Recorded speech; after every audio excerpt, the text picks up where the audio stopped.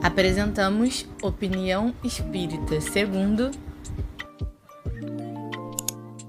Hermínio Miranda, com Guaraci Silveira. Olá, meus irmãos, minhas irmãs. Estamos iniciando o nosso estudo de hoje, Opinião Espírita segundo. O nosso entrevistado, e retratado de hoje é alguém muito especial também no movimento espírita. Uma pessoa que dedicou praticamente sua vida, de 93 anos, praticamente, ele dedicou sua vida a pesquisas, princípio pesquisas literárias, publicou livros literários, e depois ele se torna espírita, em 1957. E daí ele começa a fazer as suas obras, suas pesquisas dentro do campo das regressões de memória, tentando mostrar reencarnações de personalidades históricas como Giordano Bruno, como Fenelon, e trouxe, para o movimento espírita livros interessantíssimos que marcaram bem, uma fase da nossa literatura espírita. Ele era uma pessoa simples, morava em Volta Redonda, aqui no Rio de Janeiro, no estado do Rio, e deixou aí mais de 40 obras como legado. Desde 2013, já não está mais aqui como encarnado, então nos motivou muito a conversarmos um pouco sobre ele e também a tentar ouvir as opiniões dele. Nós fizemos uma pesquisa de opiniões pessoais dele. Então, vai ser um prazer muito grande conversar sobre ele. Eu espero que você também goste deste nosso estudo de hoje. Já tem aí mais ou menos uns 14, 13 a 14 pessoas que estão sendo retratadas aqui nessa série. E você está assistindo, nós estamos acompanhando suas visualizações. Se você puder compartilhar também, porque são pessoas, meu amigo, minha amiga, que deixaram uma marca, que trabalharam, que deram um contributo muito grande ao movimento espírita. É evidente que muitos, centenas de outros, que são anônimos, também deixaram sua contribuição. Eu me lembro de uma foto que eu vi, de um senhor na construção de uma entidade espírita, ele segurando um tijolo lá no meio da obra e mostrando, o tijolinho, aquele tijolinho que ele podia ajudar ali para colocar naquela construção. Então, muitos seguraram tijolinhos também, muitos.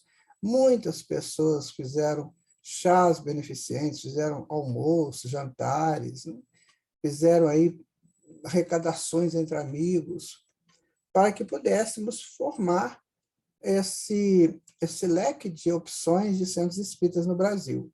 Nas grandes capitais, com muitos centros espíritas atendendo os vários bairros, centros regionais, centros de média cidade, pequenas cidades. Então, são trabalhadores interessantes, que ajudaram aí na construção do movimento espírita do Brasil. E também fora do Brasil. Muitos companheiros nossos depois mudam para outros países e, ao chegarem lá, formam grupos de estudos, daqui a pouquinho já estão alugando uma sala, já estão criando uma instituição, e assim vai o trabalho, o trabalho da formiguinha. Então, Hermínio de Miranda, ele contribuiu e muito dentro daquilo que ele conseguiu fazer, que foi da pesquisa, da literatura, das conversas dele. O Hermínio não nos consta que ele era palestrante espírita, ele ficava mais em casa, as pesquisas dele eram feitas mais em casa, onde ele recebia os amigos, enfim. Então, vamos conversar um pouquinho hoje sobre essa criatura maravilhosa, Opinião Espírita segundo Hermínio Miranda, aquela figura amiga, gostosa de você ver, O Hermínio ele teve uma admiração muito grande pelo povo de Minas. O ensino médio dele ele fez aqui, pertinho de Juiz de Fora, numa cidade chamada Baipendi, que é mais próxima ainda de Caxambu, que todo mundo já ouviu falar na cidade, uma estância hidromineral. E lá em Baipendi, ele fez o ensino médio sobre contabilidade, ciências contábeis. Aí está o nosso Hermínio de Miranda, né? Que ele é o grande pesquisador. Foi o que nós colocamos aqui como um título para ele dentro deste estudo, o grande pesquisador, né? Então, vamos começar aqui. Hermínio Miranda, Hermínio Correia de Miranda, ele nasceu na cidade de Volta Redonda, Rio de Janeiro, no dia 5 de janeiro de 1920, e desencarnou a 8 de julho de 2013, na cidade do Rio de Janeiro. Foi um dos principais pesquisadores e escritores espíritas do Brasil. Eu me lembro que, quando eu comecei a participar do movimento espírita, por volta dos anos 70, eu ouvia muito falar do Hermínio Miranda, sabe? Ouvia muito. Aqui perto de onde eu moro, tem um centro, o Centro Espírita Leon Denis, que ele veio aqui, né? Participou aqui de um momento muito interessante, né? A biblioteca aqui tem o nome dele, né? Desse centro tem o nome dele. Então, ele teve uma participação muito, muito interessante aqui em Minas Gerais, muito embora não tenha nascido aqui, né? E tenha vivido aqui pouco tempo. Formou-se em Ciências Contábeis pela Escola Técnica de Volta Redonda em 1947. Então, onde ele passou a lecionar contabilidade bancária e comercial. Ingressou na Companhia Siderúrgica Nacional, CSN, né? Essa companhia muito famosa, muito importante, aí, numa época de desenvolvimento do Brasil, né? Ele ingressou lá em 1942, onde se aposentou no primeiro escalão em 1980, tendo servido no escritório de Nova York, Estados Unidos, de 1950 a 1954. O Hermínio casou-se, teve dois filhos e uma filha. E deve estar aí, né, ainda vivendo esse legado com o pai. Tendo por guias a razão e a paixão pela pesquisa profunda e incessante, e auxiliado por uma sólida cultura humanista, tornou-se experimentado magnetizador e uma das maiores autoridades no campo da mediunidade, da paranormalidade e da regressão de memória. Eu gostaria de falar aqui alguma coisa, sabe, que é muito importante nesse momento. Veja você, tem pessoas que se interessam por esse assunto, mediunidade, paranormalidade, sensitivos, e pessoas muito cultas, que muitas vezes trabalham, lecionam em faculdades, né, famosas, mas não unem esse conhecimento ao espiritismo. Muito embora tenha sido o espiritismo o grande motivador destes estudos, aquele que explica a paranormalidade, porque a paranormalidade ela tem uma ligação direta com a espiritualidade, né? Com os espíritos.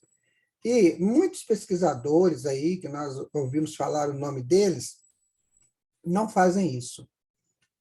Não fazem essa ligação. Inclusive o Charles Richet, que foi o prêmio Nobel de Medicina, da época de Kardec, que ele também se tornou um pesquisador. Mas ele não assim, assumiu a doutrina espírita, sabe? Ele deu seu contributo e tudo, mas não como espírita, assim, como pesquisador. O Hermínio podia partir por esse mesmo caminho. Podia ser um grande magnetizador, um grande pesquisador, mas não se interessar pelo conteúdo doutrinário. E o que marca muito, no caso dele, né, é que ele se torna esse espírita também, sabe? Isso aí é bem interessante, porque a ciência ela é fabulosa, né? Mas a ciência, muitas vezes, aqueles que participam das pesquisas científicas, muitas vezes eles estão mais preocupados em ligar os seus nomes ao processo científico, né? Então, eles descobrem uma coisa, já põe logo o nome dele, né? Já põe logo o nome né? Como o descobridor daquilo. E isso, às vezes, tira, né, dele a grande chance de ser um pesquisador que vai ser sempre lembrado no futuro, como é o caso do Hermínio Miranda. Então, ele será sempre lembrado no futuro como pesquisador espírita. Não tenhamos dúvidas de que, se hoje a nossa memória é curta, pequena, né, mas vai haverá um tempo em que os espíritos que estarão aqui no movimento espírita vão buscar as origens do movimento espírita, vão estudar isso. Já são espíritos com conhecimento maior no campo das pesquisas também, então eles vão querer saber, mas quem pesquisou primeiro, como é que foram os métodos, como é que era a presença da pessoa no movimento. Isso é muito importante, sabe? Então, você aí que é espírita, ou que está lutando para entender essa doutrina, eu digo que, se você é um pesquisador, se você tem essa possibilidade de pesquisa, una teu nome ao espiritismo, porque você será sempre lembrado, sempre lembrado. Quem esqueceu Tito, Timóteo, Apolo, Barnabé? Ninguém esqueceu. Ninguém. Entre tantos, né? Por quê? Porque eles uniram as vidas deles ao movimento cristão. Lucas, por exemplo, que Paulo fala para ele assim, o que você faz? Eu sou médico de corpos. Então, vem ser médico de almas. Então, essas pessoas nunca estarão fora da história. Você quer ver um que a gente nem sabe direito quem é, mas que está na história? Filemon, né? Que Paulo escreve uma carta para ele, pedindo que ele perdoasse lá uma pessoa que havia roubado dele, enfim.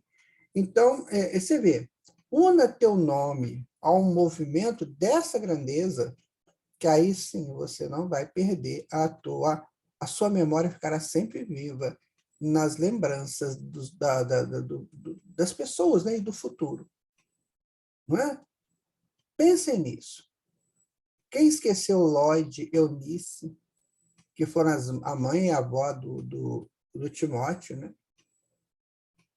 Vejam vocês que interessantes, né? Como que a gente tem que analisar.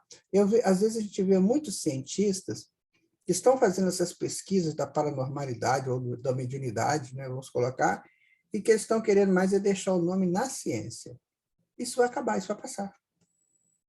Poucas pessoas já ouviram falar de Joseph Banks Heine, que foi um grande pesquisador lá de Duke, né, dos Estados Unidos, da Universidade de Duke. Pouca gente sabe, só mesmo aqueles que vão profundamente estudando que vão saber da existência deles. E quantos outros pesquisadores que ficaram na saudade. Agora, Kate King, Eusápia Paladino, está sempre sendo comentado aí. Kate King é o espírito, né? E Eusápia Paladino é médium, está sempre sendo comentado. Então, una teu nome, como Hermínio de Miranda fez, que vai ser muito importante para você, tá? Bom. Tendo realizado pesquisas sobre reencarnação de personalidades notórias na ciência e na história, como Giordano Bruno e Fenelon. Ele tinha muito isso, de pesquisar reencarnações, quem foi quem. Né? E ele mesmo se identifica como um dos membros do Conselho, né, da Revolução Francesa. Então, vejam que cada um nasce com uma vontade de realizar alguma coisa. Né? Eu nunca me interessei por isso, quem saber quem foi, quem deixou de ser. Eu nunca me preocupei, sabe? Eu nunca gostei. Mas tem que ter alguém que goste. Né? Porque está trazendo informações, está trazendo, está agregando conhecimentos a todos.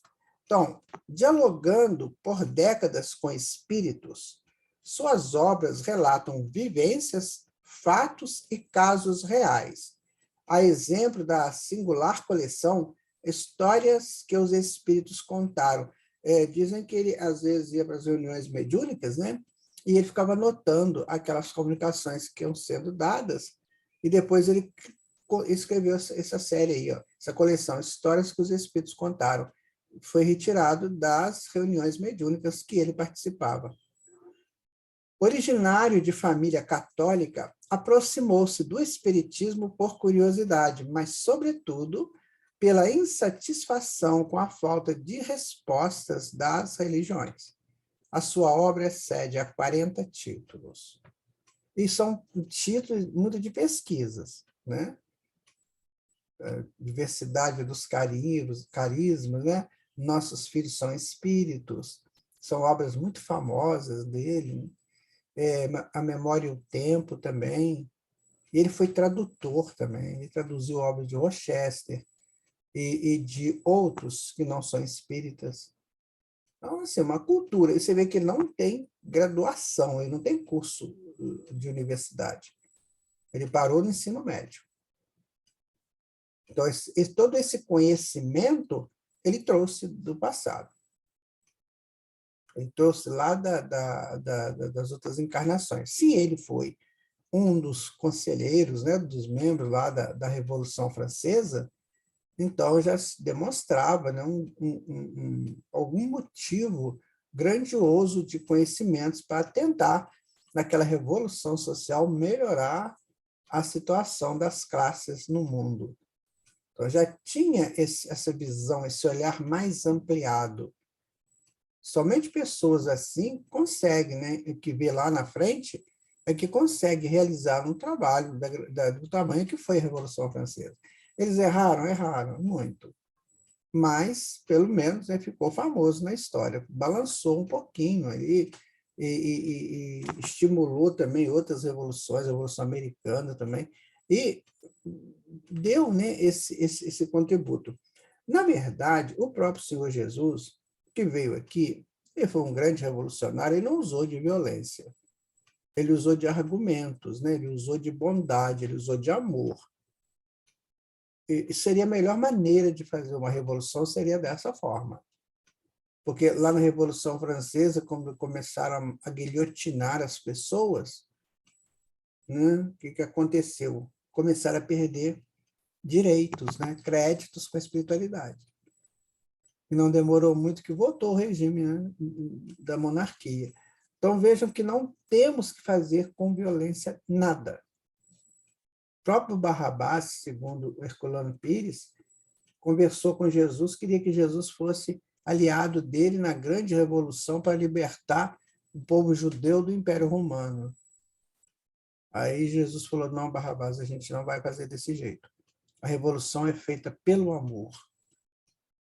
Só que os nossos líderes por aqui, né, ainda tem líderes que acham que tem que ser pela violência. Isso nunca deu certo, em momento nenhum da história.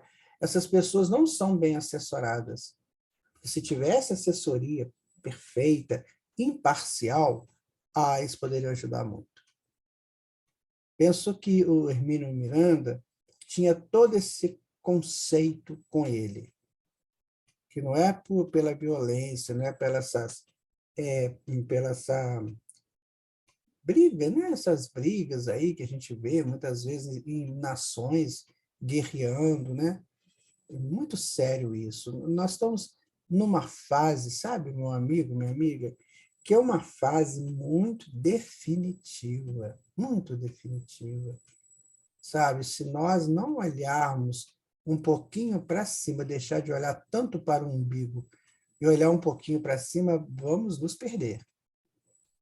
Mas vamos mesmo, não tem como, né?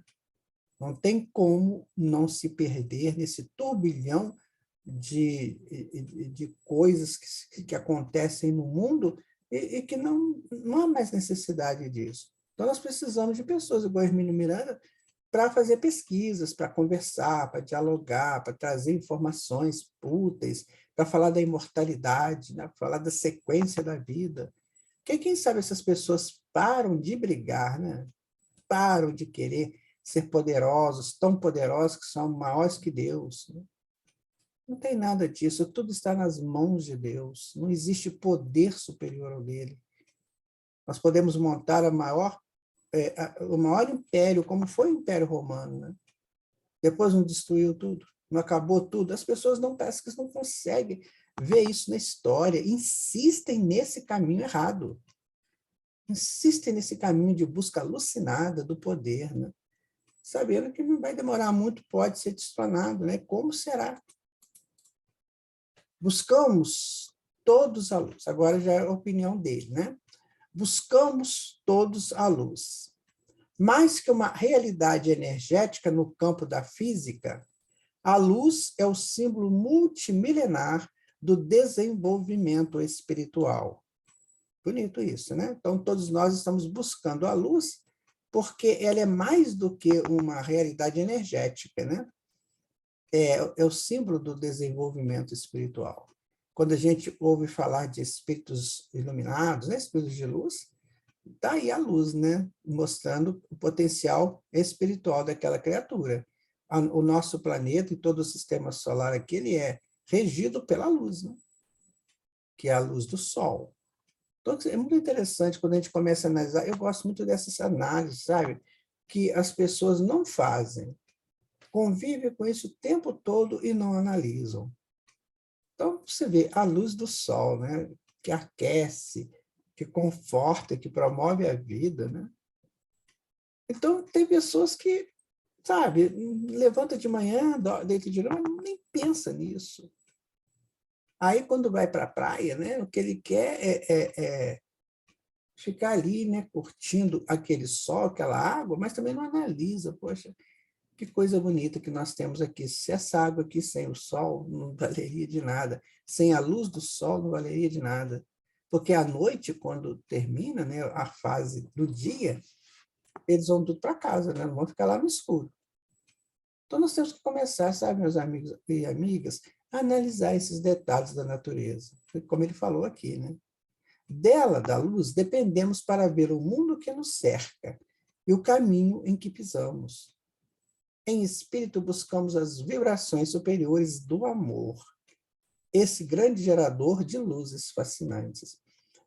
Na física quântica, a gente estuda que, na verdade, a matéria só se faz presente se tiver luz. Se não tiver luz, não existe matéria, você não vê a matéria. Então, assim, uma experiência bem simplesinha aí na sua casa, de noite, né? Tudo escuro. Se você não tiver uma velinha, pelo menos, você vai tropeçar nas cadeiras, né? Porque elas não refletem essa luz. É essa luz que guia. Né? Então, você toca aí no material que você tem em casa, você pega seu carro e tudo, porque tem uma luz incidindo nele que faz ele refletir essa luz. Aí você vê a matéria. Fora da luz, matéria nem existe. Segundo a física quântica, segundo os pesquisadores, ela vira onda, né? A matéria vira onda. Veja que interessante, como é que ele vai lá nessa intimidade da luz para colocar para nós essas informações. Olha, em espírito buscamos vibrações superiores do amor. Agora ele está falando do amor. Esse amor que governa, que rege tudo, tudo, tudo. Então, esse universo, com todas essas potências, né, de astros e de galáxias, o que regula isso? O que mantém essa coisa funcionando? É o amor, é a estrutura do amor, que é uma frequência, uma vibração, que vem de Deus. Então, Deus governa o mundo pelo amor. Quando a gente não entende isso, então nós ficamos à deriva, um barco à deriva nesse oceano de amor. Ou a gente entende isso, ou nós também vamos ficar aí em busca de quimeras, né? Em busca de quimeras. Quem sai feliz ou fica feliz depois de uma noitada na balada? Ele não sai feliz, ele sai tonto, ele sai de lá, mesmo que não tenha ingerido bebida nenhuma, bebida alcoólica, ele sai de lá tontinho, pelo barulho, porque ela não tem a luz do amor. Ela tem reflexos pálidos de uma luz que, na verdade, ela quase que não existe, porque ela fica piscando, ela fica mudando de tonalidade o tempo todo, e a luz não pode ser feita desse jeito, né? assim ela não constrói em nós nenhuma segurança. Então, aquelas pessoas começam a pular, pular, pular, naquela piscação de luz. Qual é a segurança que essa pessoa tem? Nenhuma. Então, por isso que ela sai de lá completamente estonteada. E quase sempre, né, embriagada também. Então, isso é uma procura inteligente do amor? Não é? Ah, mas eu encontrei a minha namorada, o meu namorado. Desse nível, nesse estado, não tem essa correlação afetiva de níveis de graus superiores. Não tem. Né? Então, ele vai falar, em espíritos buscamos as vibrações superiores do amor, vibração superior, entenderam? Esse grande gerador de luzes fascinantes. Então, os espíritos superiores não vivem esse tipo de coisa, porque eles já entenderam que, na verdade, o que vai acontecer, o que precisa acontecer, é essa estrutura do amor legítimo de vibrações superiores em todos nós. Na medida em que a luz se realiza em nós, desaparecem as sombras que nos envolvem e iluminam não apenas as nossas veredas, mas também os caminhos dos que seguem ao nosso lado.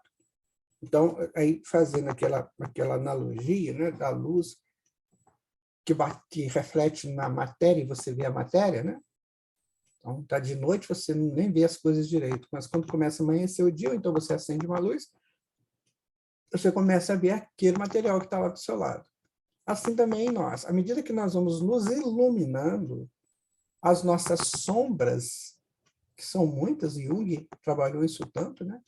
As nossas sombras, que são muitas, vão desaparecendo. Né? E desaparece também no que está ao nosso lado. Então, ele faz uma analogia muito interessante sobre a luz. Essa estrutura, né? Esses fótons, que tem essa propriedade de trazer à tona aquilo que é real.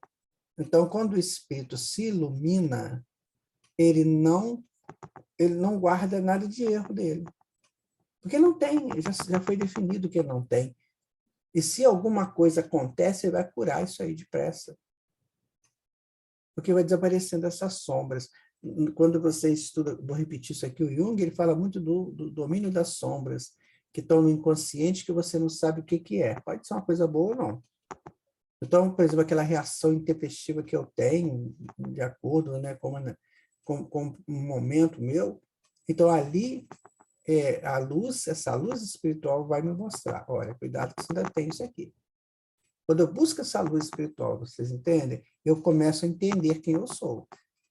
Agora, se eu fico resguardado nas sombras do meu egoísmo, nas sombras do meu orgulho, né? Nas sombras da minha vaidade, e de tudo aquilo que eu guardo comigo, que eu fico eriçado, né? Quando alguém fala alguma coisa que eu sei que eu sou aquilo que ela falou, aí eu fico nervoso, nervosa, quero brigar, né? Nossa, como que a gente escuta, como que a gente lê as pessoas hoje por isso, por uma coisa que ela fala. Você fala, nossa, ela está cheia disso, olha. Então, ele está dizendo isso aqui, que a luz realiza em nós, né, esse desaparecimento das sombras. E o que é um espírito de luz? É aquele que está combatendo as suas sombras. Ele não quer ficar assentado na sombra, escondido na sombra. Ele quer abrir, quer saber o que eu tenho de errado. Então, quando alguém diz para ele uma coisa, olha, que isso que você fez ser assim, aí ele vai analisar aquilo, que interessante, isso aí eu preciso, né, não fazer mais. Então, ele tá desnutrindo a sombra na sua essência. Porque ele está fazendo o quê? Ele está buscando a luz do conhecimento, do esclarecimento sobre ele mesmo. Né? Ainda que o desejássemos, não poderíamos guardá-la somente para nós, a luz, né? Egoisticamente, ela se irradia por onde andamos e alcança os outros. Tudo no universo é solidário, porque vivemos e nos movemos em Deus, como dizia Paulo. Então, gente, quando nós entendermos isso, que nós vivemos em Deus, nos movemos em Deus, a gente automaticamente muda. Muda mesmo. muda até os interesses. Então, por exemplo, eu tenho um interesse, mas o meu interesse tem que ver se ele é egoístico ou ele é um interesse bom para eu crescer. E se eu tenho um interesse de crescer, basta eu vibrar, né, nisso, que se o crescimento naquele momento, naquele parâmetro tiver que acontecer, acontece. Porque eu atraio para mim aquilo que eu quero. Mas tudo tem que ser no campo da luz, como do Hermínio, né, está dizendo aí. Olha. É certo que neste crepúsculo dos tempos, muitos continuarão extraviados por largo espaço. Infelizmente, não está em nosso poder sacudi-los das suas inconsciências, mas estamos igualmente certos de que não ficarão abandonados à própria sorte, porque Deus vela por todos nós indistintamente. Bom, neste ponto, é bom a gente fazer uma reflexão assim. Quantas vezes nós encontramos pessoas completamente desavisadas das leis de Deus e realizam atitudes, realizam atos muito contrários à própria lei de Deus. E aí você pensa, mas até quando isso vai, né? Isso vai até o momento em que ele esgota todas as possibilidades de caminhar no erro. No momento em que ele esgotou aquela possibilidade, é como uma pessoa meio cega que vai andando e bate com a cabeça na parede. A pessoa que não se protege, né? O cego tem a bengalinha dele. Mas aquele que não quer a bengala, não quer o encaminhamento, não quer a segurança do encaminhamento, ele acaba batendo com a cabeça lá em algum lugar. Então, ele está dizendo isso, que infelizmente, tem pessoas assim. Tem pessoas que ainda aceitam a criminalidade, né? Que ainda aceitam enganar os outros, que ainda aceitam estruturas estranhas às leis do Pai, né? Que aceitam conversas, que aceitam feituras muito diferentes daquilo que Jesus trouxe para nós enquanto orientação. Então, a pessoa vai fazendo. Chega uma hora que vem uma doença, né? Que vem uma enfermidade, ou que vem, sei lá, um toque na consciência dele. Né? Porque todos nós chegaremos à perfeição, todos nós. E agora eu fico pensando, e eu lá no passado? Né? Hoje eu já estou conseguindo ver isso tudo aqui. Mas e eu lá no passado? Será que eu fui dessas pessoas? Com certeza que fui. Se todo mundo me falava, não faz desse jeito, não, isso não tem nada a ver com a minha vida. E eu fazia do jeito que eu queria fazer. Até que chegou uma hora que não deu mais. Aí a vida me buscou, me pescou naquele charco, né? Eu tive que sair de lá, com muito sofrimento que nós tivemos. Todos nós, então, temos que entender o seguinte, se você está dodói, não se dê de vítima. Não existe isso. Tem pessoas aí que, nossa, qualquer coisinha dá aquele grito de vítima, né? Ah, porque eu sou vítima. Faz isso não, sabe por quê? Porque se você estiver no seu direito, ninguém te toca. Você tem a proteção da sua própria aura que te protege. Agora, se atinge, é porque alguma coisa tem que ser consertada. É o que Hermínio está dizendo aqui. Né? Infelizmente, nestes tempos, né, ainda, né, muitos continuarão extraviados por largo espaço. Mas não podemos sacudir as suas consciências. O que a gente pode fazer é orientar, pregar a doutrina espírita, realizar o trabalho espírita, dar passes, fazer atendimento fraterno, evangelizar crianças, jovens, adultos, é o que nós podemos fazer. Agora, se a pessoa não quer, a gente não pode obrigar, não é? Como o Hermínio está dizendo aqui, olha.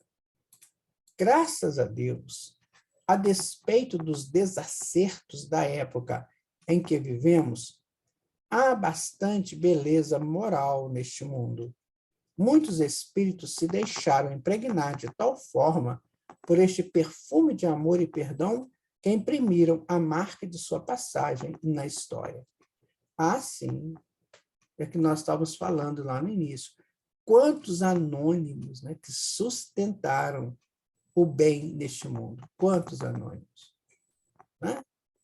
Quantas pessoas aí que, numa renúncia muito grande, construíram e sustentaram suas famílias, trabalharam arduamente para manter ali aquele equilíbrio familiar, mesmo que alguns dos seus membros, né, se desviassem, mas ali estava a estrutura. Então, gente, vamos pensar das pessoas boas que existem, porque o mal faz muito barulho, sabe? Você observa que o mal faz uma barulhada. É só você assistir jornais, né, televisivos, ou de rádio, ou impressos, né? O mal está lá fazendo o barulho dele. Né? Nossa! Se alguém faz uma coisa, eles vão lá e falam que está errado, mas também não oferece uma solução.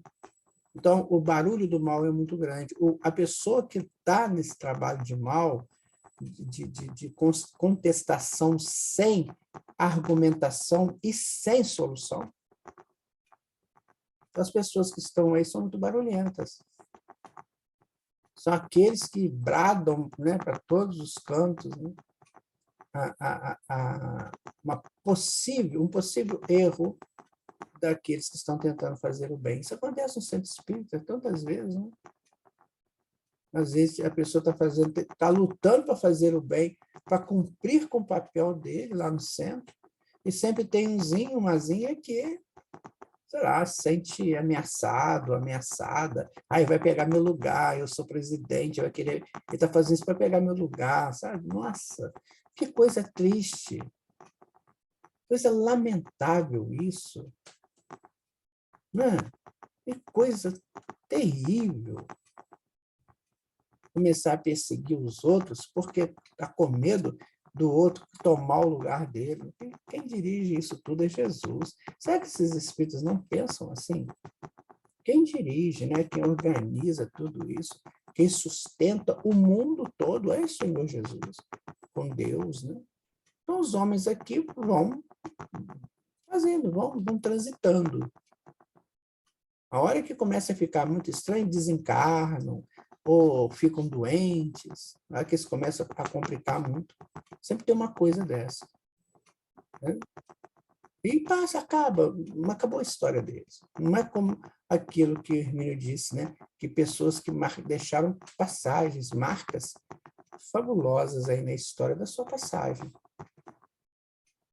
O Hermínio é muito completo nas visualizações dele.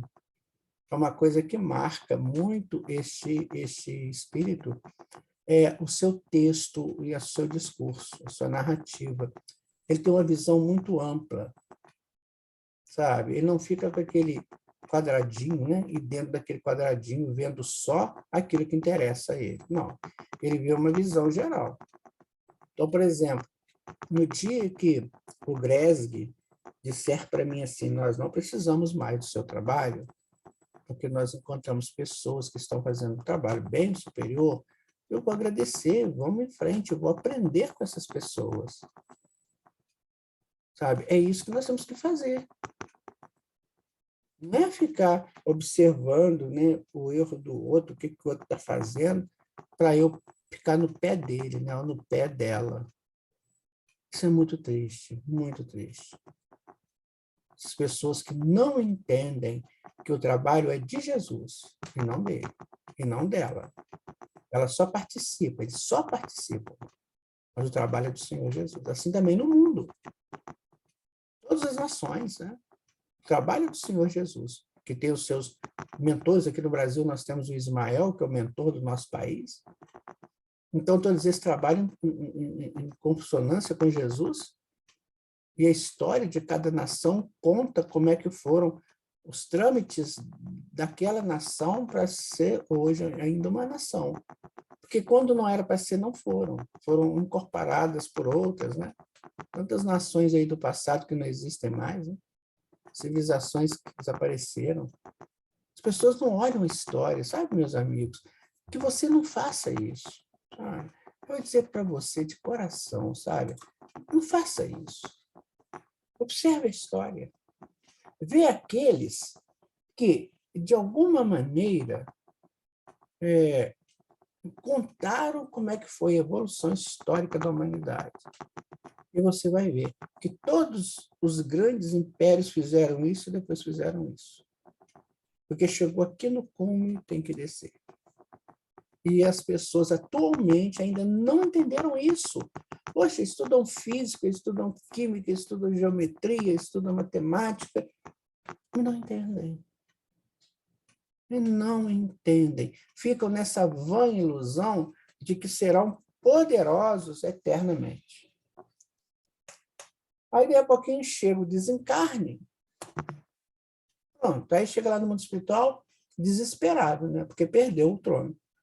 Aí não tem jeito, aí vai sofrer, mas vai sofrer muito. Vai gritar, né, pelos seus comandados, pelos seus súditos, ninguém vai ouvir. E provavelmente serão visitados por aqueles que eles prejudicaram, que estão lá, que ainda aninham, né, a vingança em si.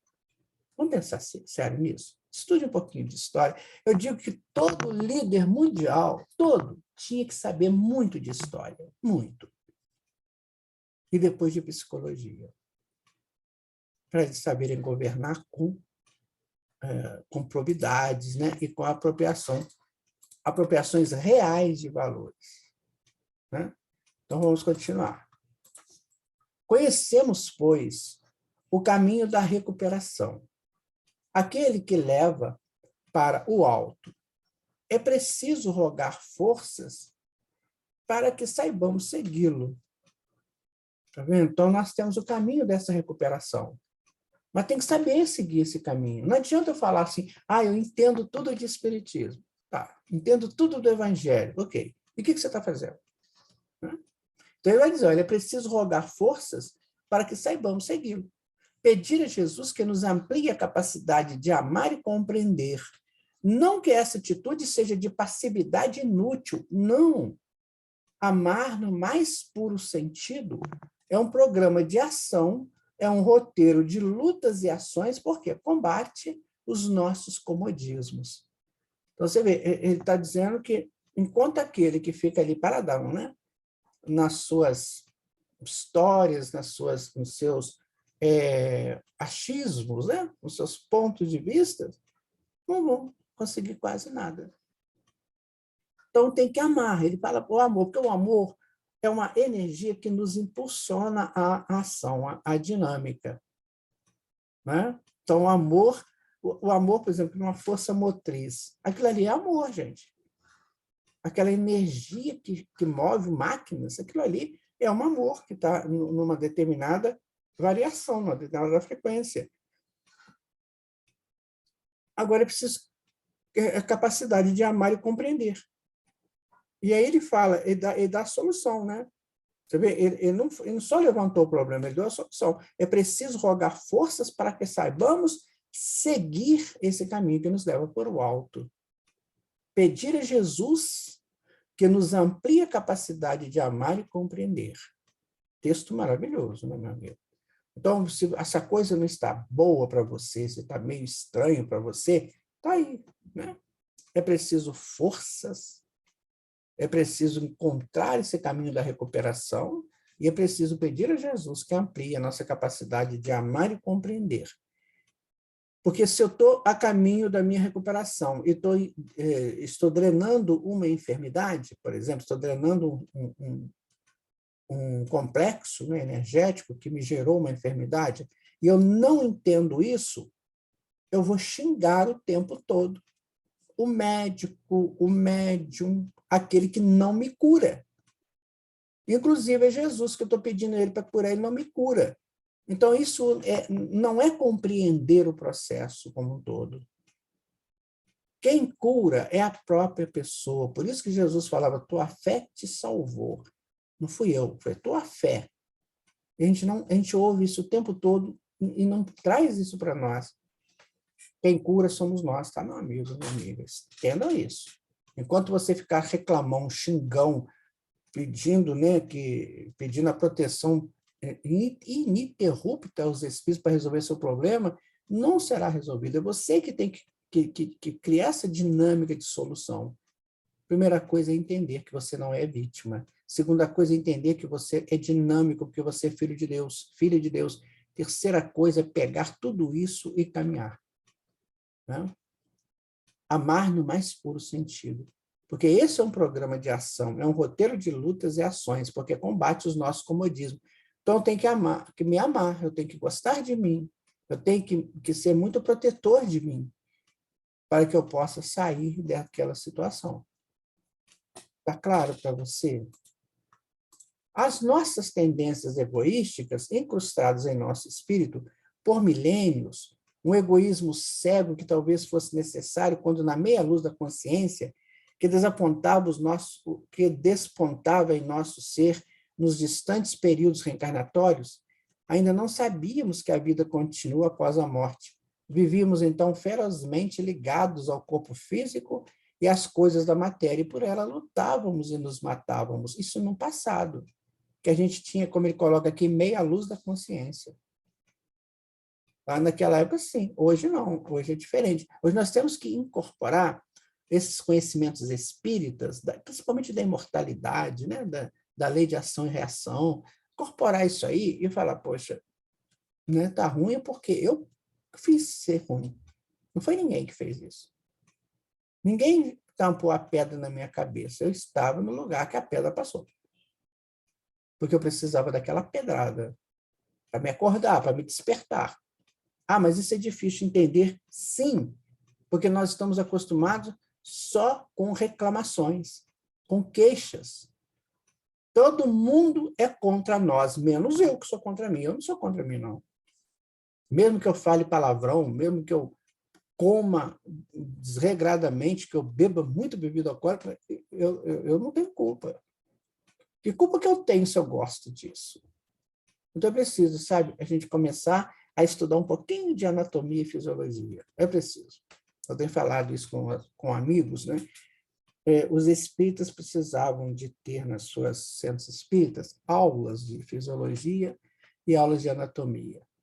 Um espírita tranquilo, né? Um professor tranquilo que possa orientar, para ele tomar cuidado com ele, sabe? Eu, se eu fosse dirigente espírita, eu conseguiria, né? De alguma maneira, esses grandes fisiologistas, ou pessoas que entendam disso, de anatomia, para explicar para a gente, né? E depois que entende de energias também, para explicar para a gente como é que funciona a coisa, para eu não me agredir tanto, né?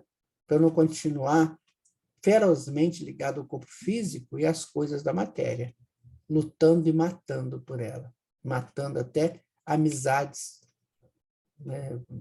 Seriam interessantes tê-las, né? A dor que nos atinge é, pois, o sinal da redenção. Nós temos conversado isso aqui sempre, né? Se pagamos, é porque devemos, de vez que na contabilização minuciosa dos nossos atos, nenhuma ação ocorre sem a correspondente reação. Está aí, está explicado.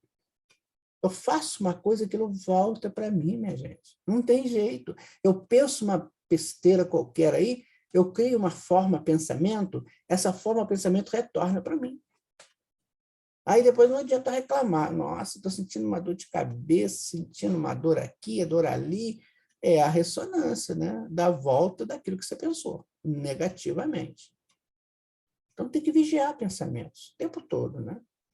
O sofrimento deve, assim, ser recebido com humildade, com gratidão, com firmeza, porque é a única moeda com a qual conseguimos resgatar nossos compromissos, já muito vencidos nos refolhos da lei. Né? Então, humildade, gratidão, firmeza. Está aí a proposta. Né? Você vê que todo o texto dele apresenta uma solução. Né? Ele mostra o problema e apresenta uma solução para aquele problema. Então, está muito claro, né, meu amigo, minha amiga? A gente tem que fazer esse movimento ascensional, né, para o bem. Temos que fazer, sim. Não tem outro jeito, né? Seria muito cômodo pensar que somente os pobres, os doentes, os aleijados e os feios vivem existências de provações. Nada disso. Passam também por provas bem duras e difíceis os ricos, os sadios, os donos da perfeição física, os belos. Eu vejo muito reportagem com atletas de alto rendimento, a dor que eles sentem, né, para exercer a tarefa deles. Sentem muita dor, porque eles exigem muito do corpo, do músculo, do osso. Então, mesmo eles, né, passam por todas essas provações. E todo mundo, né, que está aí no processo de recuperação espiritual, com certeza vai passar por esses dramas da vida. O problema não é o drama. O drama foi acertado lá na espiritualidade antes da gente reencarnar. Você vai viver isso. Então, o drama já foi acertado. O problema é se eu fizer do meu drama uma tragédia. Aí é complicado. Então, a tragédia não me pega. Tem pessoas que acham que a tragédia vem de fora para dentro. Não. A tragédia só existe de dentro para fora. É quando eu suicido, quando eu mato, quando eu roubo, quando eu sou um corruptor. Isso é tragédia. Entendeu? Então, se desmoronou lá o morro e me pegou, né? Não é tragédia. Não é drama, aí é tragédia. Desculpa, aí não é tragédia, é drama. É drama. Porque eu não estava esperando aquilo. Então, não tem tragédia de fora para dentro. Tem só de dentro para fora. Eu faço a tragédia. Eu crio a tragédia. O drama é uma condição de recuperação de alguma coisa que perdemos ou que precisamos alcançar. Ficou claro isso para vocês? Porque tem tanta gente aí que fica falando na tragédia que aconteceu, não sei o quê, como se Deus fosse trágico, fosse tirano, né? Que manda todo mundo fica soterrado. Nossa, gente, não tem isso, não. Agora, é bom que eu, sabendo que o morro pode cair, eu vou construir casa lá, né? Aí é questão de bom senso. Aí eu estou evitando aquele drama, eu vou passar um outro drama, eu não vou passar aquele. Agora, tem casos que você nem imagina que vai desmoronar, e desmorona também. Né? Pega fogo, né? Isso tudo é drama. Você está na sua casa, não vai acontecer isso com você, não, mas se você estiver em casa, de repente pegou fogo e você tem sérios danos lá, isso é drama, não é tragédia. Tragédia é se você pegar um tição de fogo daqueles lá e tampar na casa do vizinho, para pegar fogo na casa do vizinho também. Aí é tragédia. Então, a tragédia eu faço. A tragédia me prende, o drama me liberta. Tá? Se o crédito é concedido em conhecimento espiritual, maior ainda é a nossa responsabilidade. Até os imperfeitos códigos éticos humanos prescrevem que a ignorância da lei não exime de culpa aquele que a infringe. Seriam menos perfeitas as leis divinas? Seria uma pergunta, né? Então, amigo, tem uma lei, nós temos que seguir essa lei. E temos que pegar crédito, né, pelo conhecimento espiritual. Porque se nós já sabemos que aquilo não pode ser feito, a gente faz assim mesmo. Você pensou?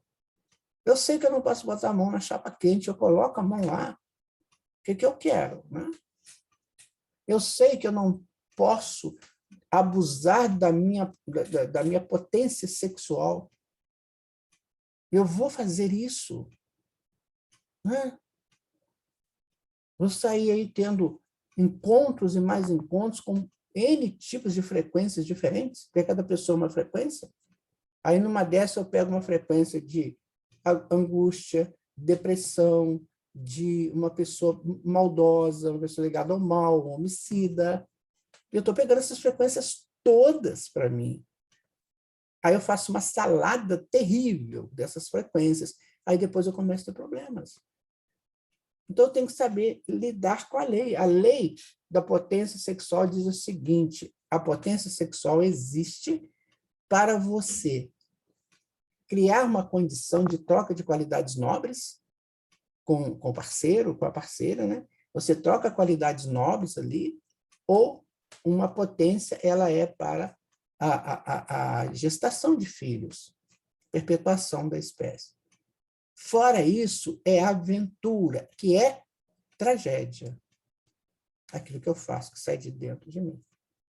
Ah, minha gente, se as pessoas soubessem catalogar as tragédias da sexualidade mal conduzida.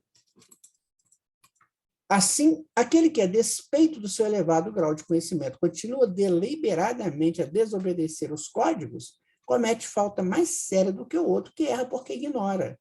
De qualquer forma, o que nos compete fazer é desempenhar a contento a nossa tarefa, ricos e pobres, porque de tudo teremos que dar conta ao Senhor da vinha.